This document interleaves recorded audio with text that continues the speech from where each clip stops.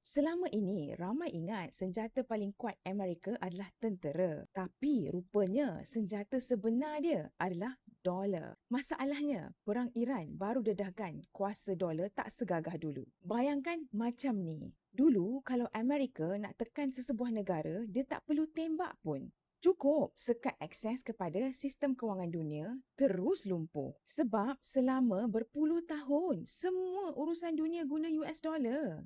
Nak beli minyak? Guna dolar. Nak pindah wang antarabangsa? Guna dolar. Nak masuk pasaran global?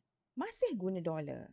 Jadi, bila Amerika kenakan sekatan ekonomi, negara lawan memang tersepit. Tapi perang Iran kali ni buka mata dunia. Iran antara negara yang paling banyak kena sekatan ekonomi. Tapi masih boleh jual minyak.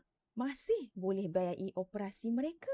Malah masih kutip bayaran jutaan dolar daripada kapal yang lalu di Selat Hormuz. Kenapa sekatan tak jalan macam dulu? Sebab sekarang banyak negara dah mula cari jalan lain. Iran contohnya guna yuan China. Malah ada transaksi yang menggunakan kripto macam Bitcoin dan stablecoin. Bila duit boleh bergerak luar sistem dolar, kuasa sekatan Amerika semakin lemah. Ini yang bahaya untuk Amerika. Kalau terlalu kerap guna dolar sebagai senjata, negara lain akan bina sistem alternatif sendiri.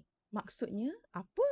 Maksudnya dunia dah mula sedar. Mereka tak semestinya perlukan dolar untuk terus berdagang. Dolar belum jatuh tapi ia dah tak sekebal dulu. Dan kalau trend ini berterusan, kita mungkin sedang tengok permulaan perubahan kuasa ekonomi dunia. Dari dominasi Amerika kepada sistem yang lebih berpecah. Kalau dolar bukan lagi raja dunia, negara mana yang lebih untung lepas ni? Follow saya lagi for more updates strategi kewangan simpanan emas yang waras, praktikal dan tak ada drama.